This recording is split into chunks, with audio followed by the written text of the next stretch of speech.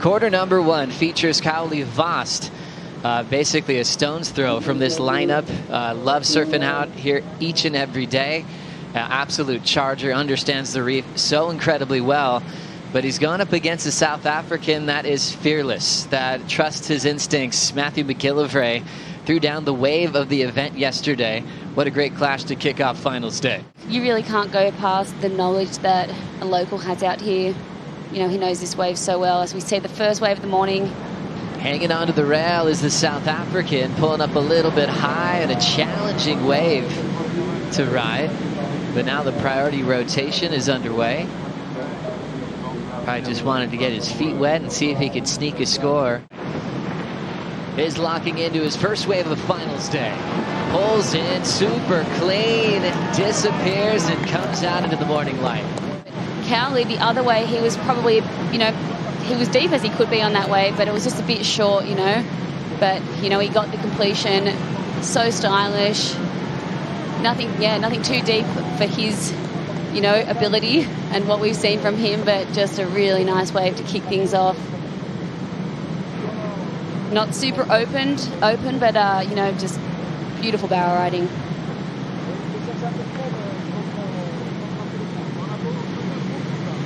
Slicing into that one, Kauli. He's done this a million times before.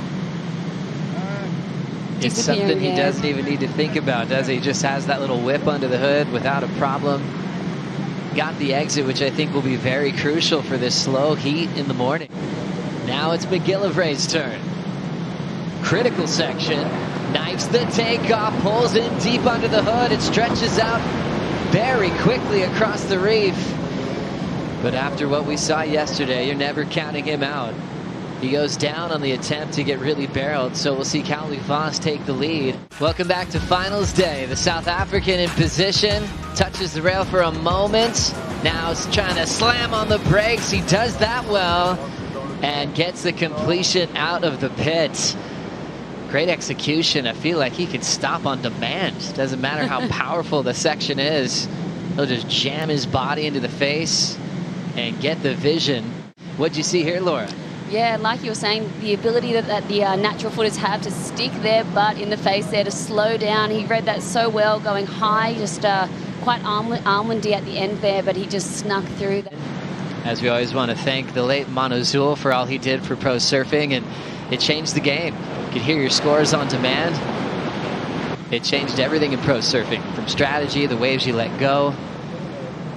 McGillivray up and out, staying active under priority, down to 11 minutes to go. Looks like a wave coming now. Kauli Vaast looks interested, just a quiet paddle now committing. The goofy footer just pulls right into the tube, stalling beautifully to max out the barrel time. 2 waves for Kauli, 2 great completions. His second scoring ride's gonna force the requirement a bit higher on Matthew McGillivray. Pumped to get back out there, taking off nice and deep. You know, had this first section just weaving through there. You know, nothing too crazy, no foam ball action, but just well ridden. So I think, you know, maybe another mid score here. But yeah, he's going to be putting the pressure on. Took me under his wing, and I was staying with him and Kalia Moniz, and he actually stepped me off into my first wave here at this wave, and got me a nice flogging. That is so special looking back. Here's the trials champ channeling some energy through multiple sections, changing his spot on the reef. 4.83 to a 6.33, and you can see how shallow it was underneath that JS surfboard.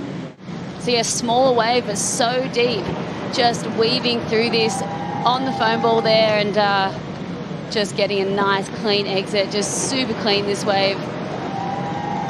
Super deep through that section there, and yeah, that's what the judges love to see. Not thinking he's going to get out of that, and he does. He comes flying on through. So Strider's strategy paying off here, using a lot of the reef. Getting some waves out the back, shifting positions. That was a thick section too. Even though the wave height might be a little bit smaller, that was very critical and got as deep as you ever could have wanted on that thing. Yeah, he did. You didn't think he was too deep at the start, but then you saw this second section come on over, and you're like, no, he's not making it. But just read that to perfection, stayed nice and high at the end there to just come on out, and that's the sketchy part of the reef. Their requirement's now a 9.43 for McGillivray, who's up now. Grabs around the takeoff, not quite in the pit. He needs this thing to get really square. Creatively gets himself under the hood. But he was hoping to pull straight in on the takeoff. He's going to need a lot more with 2:40 to go. Obviously, Maddie's just hasn't been able to find the waves. Kauli's just going to play a very smart heat and just sit in that cone and pop out free into a roundhouse cutback right on the buzzer. An incredibly well-served heat. Kauli Vaast into the semifinals, carrying the torch from Manoa Jolie, as he is in the semifinal, just like Manoa did back in 2008, where he went on to the final.